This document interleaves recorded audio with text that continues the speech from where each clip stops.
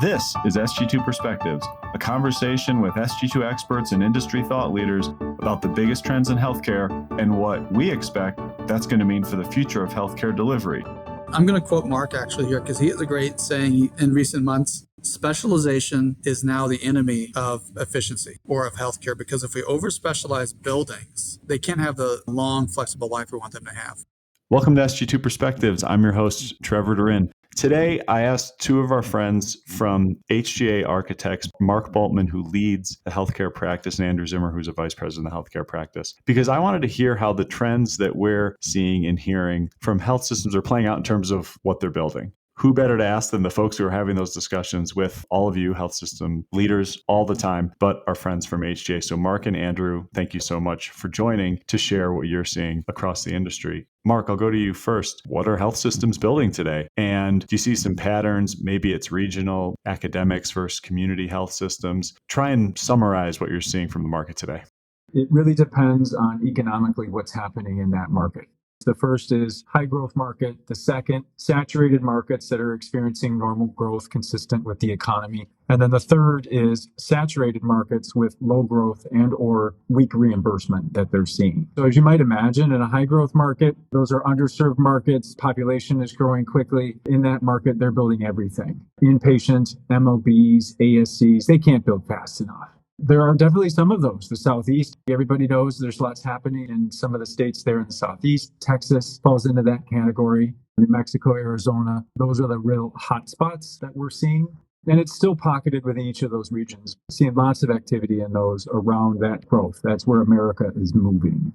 The second category, saturated markets with normal growth, the East Coast, for example, probably falls into that. There's still population growth, but it's not at the same rate in the markets that we just described. The reason they are building is to better compete within the marketplace, provide better access for their patients, greater convenience, and improve patient and staff experience. And in some cases, just because facilities are aging out of their usefulness. So it's time. They have to build. They've squeezed all the life out of it that can. And then the third market, the saturated markets with low growth, they're building only what they have to. And it is driven by consolidation, the need to improve efficiencies. So, for example, we have a client in Oklahoma who it was a 2-hospital system with a bunch of ambulatory sites. And ultimately, they decided to consolidate their 2 hospitals to a single site because they were going to realize millions in savings in operating costs year over year by doing so.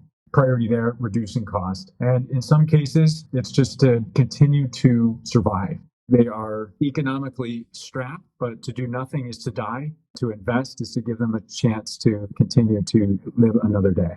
The market type is super important, but so is client type. So there are differences in, say, a large quaternary care academic medical center who's maybe acquiring systems. They're going to be building to create market share. They're already the top in their market in terms of clinical quality and outcomes. So they build that brand. They leverage the brand to go acquire and build certain kinds of things to build their market dominance, quite frankly. We have a New England AMC that's like that. They're expanding quickly because they're already number one. But then we have clients like a small client of mine in the Midwest. They're looking at those AMCs coming for them, and they're a little bit worried about how do we survive that. So they might be focusing on, is there a targeted specialty, like orthopedics, for example, that we want to recruit to so we can thrive in a certain aspect and not be acquired by our competitors. So it depends on what position you're in as a player in the market, too, can inform what you're building. It's worth noting that there are systems that span all of those market categories where they're building because of high growth demand, or on the other end of the scale, they're building to survive. And I'm seeing those systems struggle with which markets earn the revenue versus how do you allocate it. I think it's a real tension, especially now with margins still rebounding in many places. Andrew, I'm going to come back to you. You both mentioned new bed towers. What's the focus of those new bed towers? Are there emerging elements systems are prioritizing? Are there some new features that everyone cares about more than they used to? Or is it just a big old bed tower?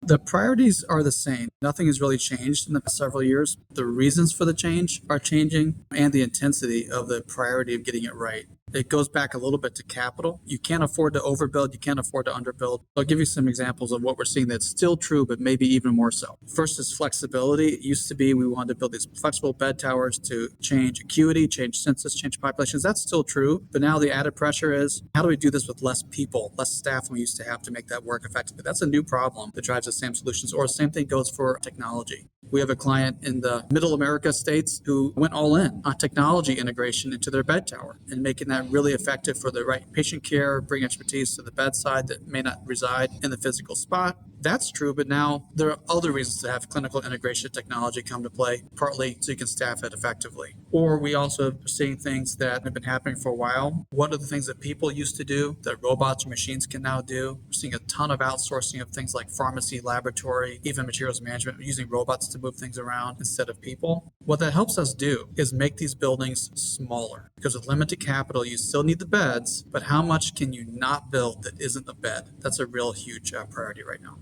Is it changing the way systems are thinking about on-stage, off-stage space? Is it the off-stage space that gets to shrink? Yes, hospitals are more reluctant to spend money on non-patient facing space because that's the core business. If they can centralize or consolidate from one site to the next, they will, and build less of that non-value added space. As long as the risk isn't so much they don't feel comfortable doing that. For example, sterile processing is one that people still don't feel comfortable moving, even though they could and should. The offstage services supporting that bed tower, things like lab and pharmacy and central sterile, those kinds of things. Even if the chassis is the same or similar as Andrew's described it, that there's a push towards more automation for some of those services in response to drive out cost and to help them manage staffing. In addition to what they're building in the bed tower, there's also an elevated focus around the experience that they're providing for staff, patients, and visitors, an increased awareness around building spaces that incorporate equity, that are inclusive for the various types of patient populations that the hospital is serving, addressing staff well-being. COVID, we all know, was a good lesson in what a high-stress environment healthcare is on an ongoing basis, and the need for respite spaces for staff to recharge throughout their day and oftentimes deal with some really difficult circumstances. As we're considering programming and designing those buildings, we're seeing some spaces in there that recognize all faiths. We're creating sensory spaces for the neurodiverse, respite rooms for staff, adult changing stations, spaces that are specifically for patients of size or people of size. That's probably the biggest change programmatically. This is difficult for us as designers sometimes to wrap our heads around the needs of neurodiverse patients, populations we don't often think about because they're invisible in daily life. It's a good challenge for us to look from their lens and their filter how they experience a space. And we're learning from our patients. I'll give an example. One of my clients we invited the family members in we're designing for, and two of them brought along their middle-aged autistic son who is nonverbal and probably will never live independently. And we talked to them, what does this clinic mean for you? And more importantly, for him. And what we learned from them was, well, sometimes we walk into a space and we feel awkward and other people waiting feel awkward because they're not sure what to do or how to react to our son. Wouldn't it be nice if we could have a space when we enter the building, maybe you're not ready for us, can we go wait somewhere else where our son is more comfortable, less agitated, so the family around us is less agitated? And we said, yes, we can do that. We would not have thought of that on our own. It took talking to them to understand where they really live on a day-to-day, and that's a new emerging trend we're seeing more of. Really good example. Thanks for sharing that. Both the high level need and then how it's coming into practice. I really liked it.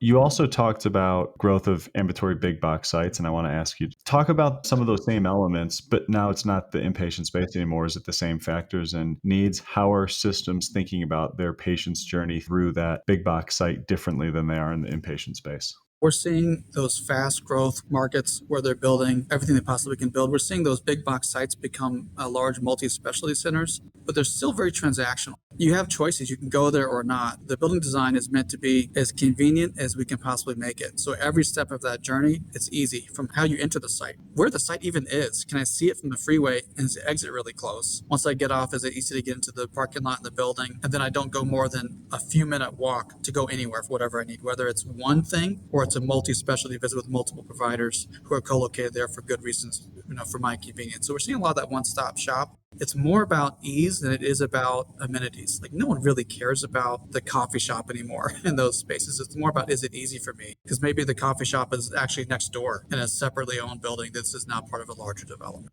Andrew, I'll come back to you for another site you mentioned that's MOBs, physician office buildings. As more specialties of physicians are thinking about moving to office-based labs, expanding in office services, how's that changing the needs when they're thinking about the whole MOB and the whole office site? I'm going to quote Mark actually here because he has a great saying in recent months. Specialization is now the enemy of efficiency or of healthcare, because if we over specialize buildings, they can't have the long, flexible life we want them to have. In MOBs, we're seeing a lot of that, where because you want to be where patients live, you want to be down the street, not 20 minutes away, especially if you're in a market, in some of our fast growing areas, like in Boise, Idaho, for example, where traffic is now a problem. It didn't used to be, now it is. And getting 10 next town over might be a 1 hour drive, not a 15-minute drive. So we're seeing deployment across those sites. But when you do build those multi-specialty centers, we still need that physical building to be super flexible so that when you change who that specialty is, it works equally well for the next set of urgent growth and needs you have as you recruit providers to that market. So we're seeing flexibility, not just in the inpatient tower we talked about, but also in the ambulatory multi-specialty center. We're also seeing, because of that, no surprise, procedures used to be in the hospital now are migrating to the other sites of care. We all know why that is, for payment reasons and otherwise, which lets us invest less on the inpatient side and more on those ASCs. So they're almost becoming like everything but beds. They're almost hospitals, and yet they're being replicated in multiple portions of that specific market. And there's more detail there, but I need to take a breath because there's a whole lot of bullet points there.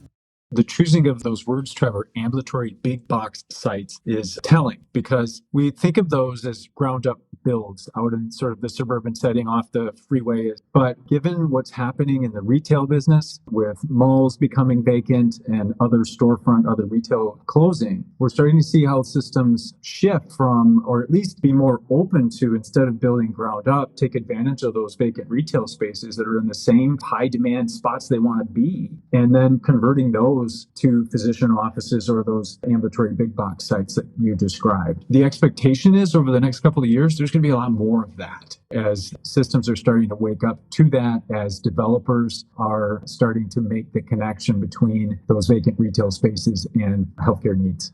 No one is saying anymore, what's my lowest cost way to get an MOB into the market? What they're really saying is, what's my lowest cost way to get a provider in the market? And that could include taking advantage of that low cost, readily available retail space to get them quickly into that marketplace. They don't necessarily need a building at all to do that.